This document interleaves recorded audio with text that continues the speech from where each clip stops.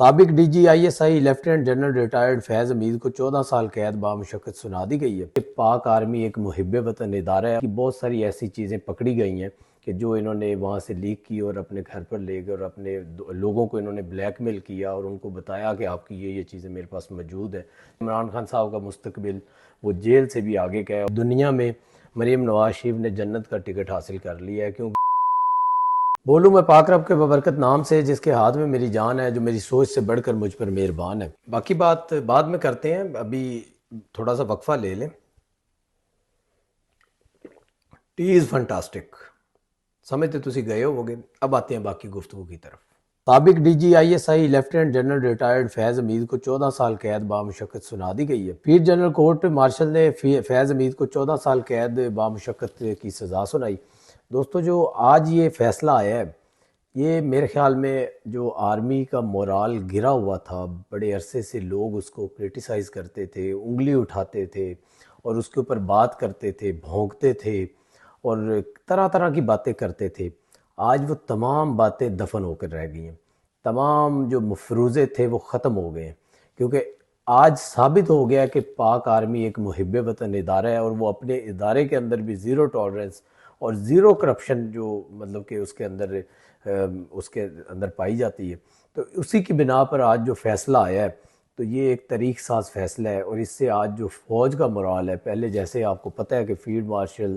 General Asim Munir کی پوری دنیا میں ایک بیجا بیجا ہوئی ہے، اور ادھر سے ٹرمپ نے بھی ان کے فین بنے ہوئے ہیں۔ تو آج کے فیصلے کے بعد میرے خیال میں اگر پاکستان آرمی پوری دنیا میں 70 پہ کھڑی تھی تو آج 100/100 ان کے مارکس ہیں۔ تو پاکستان آرمی سرخرو ہو گئی ہے، اور پاکستان آرمی نے اپنا مورال اسی طرح بحال کیا ہے جو ان کی بک میں لکھا جاتا ہے، جو ان کا مشن ہے، جو ان کی ریڈ بک کہتی ہے، اور جو ان کو جب وہ سیکنڈ لیفٹیننٹ کیپٹن بھرتی ہوتے ہیں تو تب ان کے قانون میں وہ بتایا جاتا ہے۔ فیض حمید کے خلاف پاکستان آرمی ایکٹ کے تحت فیلڈ جنرل کورٹ مارشل کا عمل شروع کیا گیا، اور جنرل کورٹ مارشل کا یہ عمل 15 ماہ تک جاری رہا۔ 15 ماہ یہ ٹرائل چل رہا ہے۔ آپ کو پتہ ہے کہ پوری پاکستانی قوم کو پتہ ہے کہ کب ان کو یہ اٹھایا گیا تھا اور حراست میں لیا گیا تھا اور ان کے ساتھ یہ کارروائی شروع کی گئی تھی۔ تو ملزم کے خلاف 4 الزامات پر کارروائی کی گئی۔ ان الزامات میں سیاسی سرگرمیاں بھی ملوث تھیں، آفیشل سیکرٹ ایکٹ کی خلاف ورزی، اختیارات اور سرکاری وسائل کا غلط استعمال اور متعلقہ افراد کو ناجائز نقصان پہنچانا شامل ہے۔ تو یہ جو سیکرٹ ایکٹ کی خلاف ورزی ہے، یہ تو ہم پہلے کافی ٹائم پہلے یہ بتا چکے ہیں، تو کہ انہوں نے جب یہ ڈی جی آئی ایس آئی تھے اور انہوں نے اپنی جو سیکرٹ ڈیوائسز تھی جو ادارے کی، جو کہ باہر نہیں لے کے جا سکتے اور باہر اس کا لے جانا بھی منع ہے، وہ گھر پہ بھی نہیں لے جا سکتے، تو انہوں نے ان ڈیوائسز سے اپنے موبائل میں بھی کچھ ریکارڈنگز کی تھی اور اپنے موبائل میں ڈیٹا سیو کیا تھا اور اپنے لیپ ٹاپ میں، اور اس طرح کر کے یہ کچھ ایسا ڈیٹا جو ان کی بک، جو ان کا آئین ہے وہ اجازت نہیں دیتا کہ آپ اس کو پبلک کریں یا کسی کو سنائیں یا باہر لے کے جائیں یا اپنی فیملی کے ساتھ بیٹھ کر ڈسکس کریں۔ تو انہوں نے اس طرح کی بہت ساری جو چیزیں تھیں وہ یہ وہاں سے غائب کر چکے تھے اور لے گئے تھے اپنے گھر، تو وہ ثابت شدہ تھیں، اور یہ ہم آپ کو آج سے 4-5 ماہ پہلے یہ لکھ بھی چکے ہیں اپنے ٹویٹر کے اوپر، ایکس کے اوپر اور دیگر ایپس کے اوپر، کہ ان کی بہت ساری ایسی چیزیں پکڑی گئی ہیں کہ جو انہوں نے وہاں سے لیک کی اور اپنے گھر پر لے گئے اور اپنے لوگوں کو انہوں نے بلیک میل کیا اور ان کو بتایا کہ آپ کی یہ چیزیں میرے پاس موجود ہیں۔ جب یہ ریٹائر ہو گئے تو اس کے بعد بھی انہوں نے یہ حرکت کرتے رہے کہ انہوں نے لوگوں کو اس پر اکساتے رہے کہ آپ میرے ساتھ میری ٹیم بن کر کام کریں، ورنہ میرے پاس آپ کی فلاں چیزیں موجود ہیں، تو اس کو انہوں نے ناجائز استعمال کیا۔ تو طویل اور محنت طلب قانونی کارروائی کے بعد ملزم تمام الزامات میں قصوروار قرار پایا گیا۔ وہ تو ظاہری بات ہے قصوروار قرار پایا جانا تھا، کیونکہ ان کے جو چیزیں تھیں وہ سب پوری قوم کو پہلے سے پتہ تھی۔ جو فیض آباد کا دھرنا تھا، سیاسی عمل تھے، سیاسی مداخلت تھی، اس کے بعد کس طرح سے انہوں نے میاں محمد نواز شریف صاحب کے ساتھ کال پہ بات کی کسی کے ریفرنس سے، اور اپنی بچی کے سر پہ ہاتھ رکھا، کس طرح سے وفاداری بدلنے کی کوشش کر رہے تھے۔ جب ان کو پتہ چلا کہ میں آرمی چیف نہیں بن سکتا تو انہوں نے کہا آخری ٹرائی اس طرح سے کر لیں ہم۔ تو میاں محمد نواز شریف ایک مضبوط اعصاب کے جو مالک ہیں، اور ان کو پتہ ہے، اور ان کی اتنی سوچ اور سمجھ بوجھ ہے، کیونکہ 3 دفعہ ظاہری بات ہے وہ اس ملک کے سربراہ کے طور پر چلا چکے ہیں، تو ان کو پتا تھا کہ یہ انسان پیچھے سے کتنا گندا ہے اور ملک کے ساتھ کتنا بڑا اس نے کھلواڑ کھیلا ہے، اور ملک کو ٹکڑے کرنے کے لیے کس طرح سے اس نے اپنی کوششیں کی ہیں۔ وہ تو اللہ تعالیٰ کی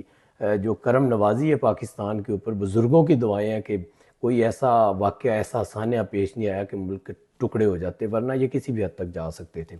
تو فیلڈ جنرل کورٹ مارشل نے تمام قانونی تقاضے پورے کیے اور ملزم کو دفاع کے لیے وکیلوں کی ٹیم منتخب کرنے کے لیے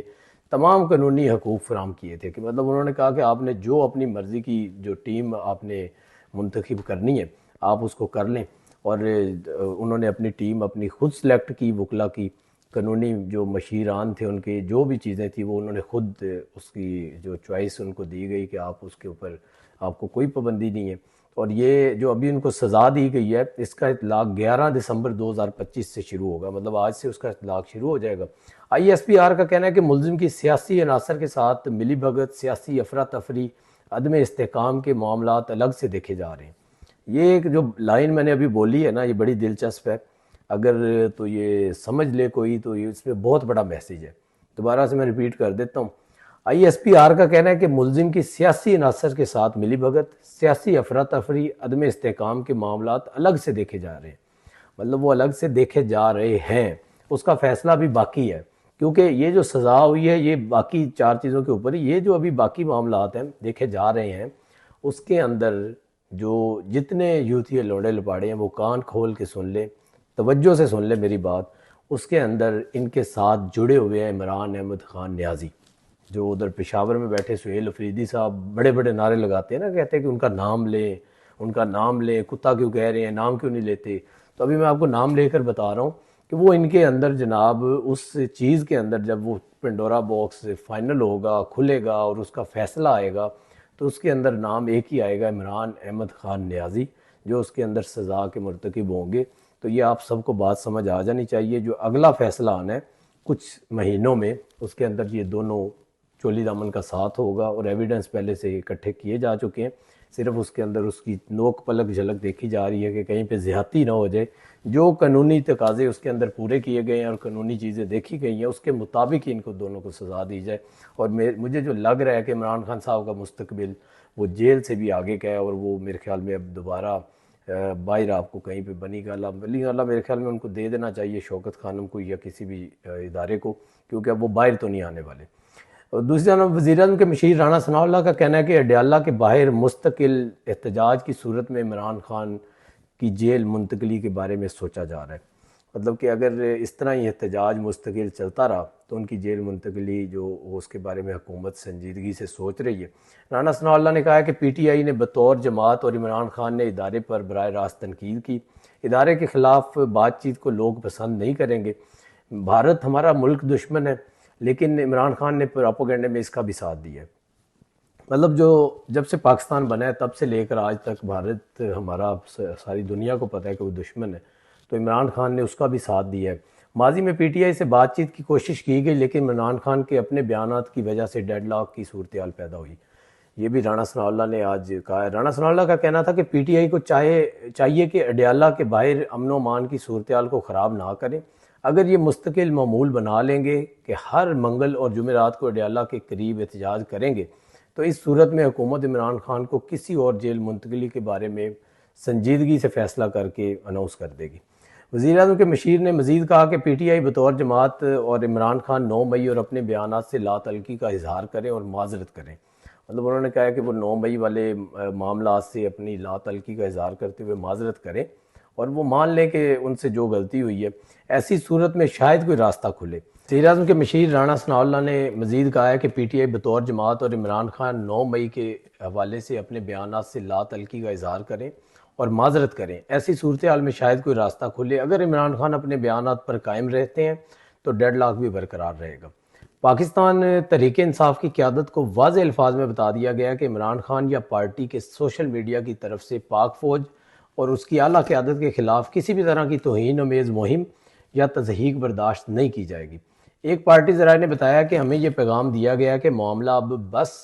بہت ہو گیا ہے کی حد تک پہنچ گیا ہے، مطلب کہ انہوں نے یہ بتایا کہ ہمیں کہیں سے پیغام ملا ہے کہ معاملہ اب بس بہت ہو گیا ہے کی حد تک پہنچ چکا ہے، اور پی ٹی آئی کی قیادت اس پیغام کی سنگینی بہت خوب سمجھتی ہے۔ ذرائع کے مطابق یہ بھی واضح کیا گیا کہ اگرچہ فوجی قیادت پر تنقید کا سلسلہ گزشتہ 3 برس سے جاری ہے، لیکن اب ادارے یا اس کی اعلیٰ قیادت پر تنقید کی کوئی گنجائش نہیں ہے۔ مطلب اب اعلیٰ قیادت پر تنقید کی ذرا بھی گنجائش انہوں نے نہیں چھوڑی، اور اگر اب یہ کریں گے تو اس کا جو انجام ہے وہ بڑا بھیانک ہوگا، اور ان کی جو نسلیں یاد رکھیں گی، کیونکہ اب کسی کو معافی نہیں ملے گی۔ بتایا جاتا ہے کہ اس بار لہجے میں نمایاں حد تک سختی آئی ہے۔ عظمیٰ خانم کی جیل میں قید اپنے بھائی عمران خان سے ہوئی حالیہ ملاقات بھی کشیدگی کا سبب بنی ہے۔ جن لوگوں نے یہ ملاقات کرائی تھی ان میں چند وفاقی وزراء اور ایک اہم پارلیمانی شخصیت شامل ہے۔ مطلب ایک چند جو 2-4 وفاقی وزراء اور ایک اہم پارلیمانی شخصیت شامل ہے۔ ملاقات کے بعد عمران خان کی بہن کی جانب سے دیے گئے بیانات کی وجہ سے یہ لوگ بھی شرمندگی کا شکار ہیں۔ مطلب جنہوں نے یہ سہولت کاری کی تھی اس کے لیے کہ چلو ایک خاتون ہے اور بہنیں سب کی سانجھی ہوتی ہیں، تو انہوں نے کوئی ان کا بھلا کیا ہوگا کہ چلیں ان کا خون ہے تو ان کو ملوا دیا جائے، ان کی کوئی سہولت کاری کی ہوگی، تو وہ بھی ابھی شرمندگی کا ان کو سامنے ہے۔ ذرائع نے مزید بتایا کہ کچھ پارٹی رہنماؤں کو 2 ٹوک الفاظ میں بتا دیا گیا کہ پی ٹی آئی کے سوشل میڈیا کی مکمل نگرانی کون کرتا ہے اور کس طرح اس کا مواد تیار ہوتا ہے، کیسے طے ہوتا ہے، اور پھر کس طرح سے اسے عمران خان کے اکاؤنٹس اور دیگر انداز سے پھیلایا جاتا ہے۔ یہ بھی ان کو بتا دیا گیا ہے کہ آپ کے پیچھے کون ہے، کہاں سے یہ چلتا ہے، کس طرح اس کو پھیلایا جاتا ہے، تمام اس کا جتنا میکانزم ہے وہ ان کو یہ بتا دیا گیا کہ کہیں پہ کسی کی آنکھوں میں آپ دھول نہیں جھونک سکتے۔ تو آپ کو پتہ ہونا چاہیے کہ ہمیں سب پتہ ہے۔ پنجاب کی طرف دیکھتے ہیں تو پنجاب میں غیر منقولہ جائیداد کے تحفظ کے قانون پر تیز رفتار پیش رفت جو ہے وہ 5044 درخواستیں جمع ہوئی ہیں۔ اعداد و شمار کے مطابق 3520 درخواستوں پر کارروائی جاری ہے، 1295 کیسز حل کر دیے گئے ہیں اور جائیدادیں اصل مالکان کو واپس دلوا دی گئی ہیں۔ 121 درخواستیں مسترد کی گئی ہیں جبکہ 106 درخواستیں غیر متعلقہ قرار پائی ہیں۔ یہ پیش رفت اس بات کی نشاندہی کرتی ہے کہ نیا نظام تیزی سے فعال ہو رہا ہے اور شہریوں کو ریلیف فراہم کر رہے ہیں۔ اور یہ آپ کو پتہ ہونا چاہیے کہ بہت زیادہ اس طرح کی سوشل میڈیا پر ویڈیوز آ رہی ہیں کہ جو لوگ 15 20 سال سے وطن عزیز سے باہر ہیں، اوورسیز میں پیسہ کما کر پاکستان بھیجتے ہیں، اور ان کے پاس اتنا وقت بھی نہیں ہوتا کہ وہ پاکستان آ کر اپنے کیس کو فائٹ کر سکیں، وہاں پر لڑ سکیں، اور اتنا زیادہ ٹائم ضائع کریں اور پیچھے سے اپنا نقصان کریں۔ اتنے کی وہ جائیداد نہیں ہوتی جتنا وہ اپنا کروڑوں کا پیچھے نقصان کرتے ہیں،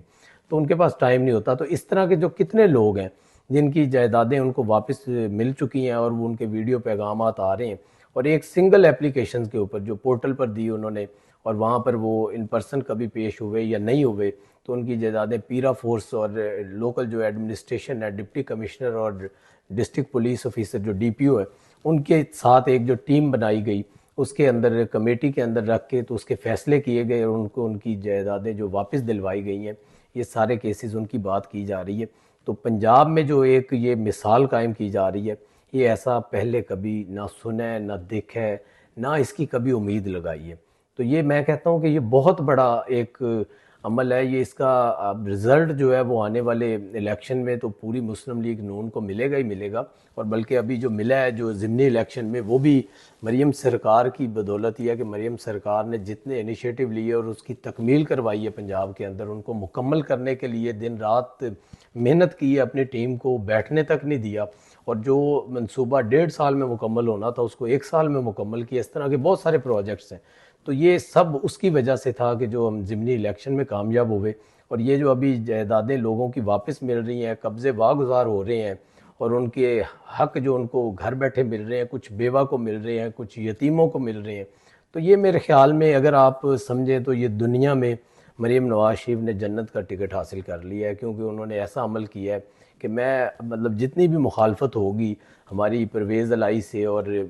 دیگر جماعتوں سے، تمام جماعتوں کے اندر کچھ اچھے کام بھی ہوتے ہیں، تو میں اگر کہوں کہ پرویز الہی صاحب کا جو منصوبہ تھا 1122، تو وہ بہت اچھا ایک منصوبہ تھا۔ تو اسی طرح یہ جو ابھی انہوں نے عمل شروع کیا ہے مریم سرکار نے، اور یہ جائیدادیں لوگوں کی واپس مل رہی ہیں۔ بہت سارے لوگ میرے سامنے ایسے دیکھنے کو ملتے تھے کہ وہ بیچارے ان کے پاس جو ہے کھانے کے پیسے نہیں ہوتے تھے، کیس لڑنے کے پیسے نہیں ہوتے تھے، اور جن کے پاس وہ جائیدادیں جو ان کی قبضہ کی ہوتی تھیں، وہ لوگ دن دناتے پھر رہے ہوتے تھے، اور ان کے پاس وہ انہی کی زمین سے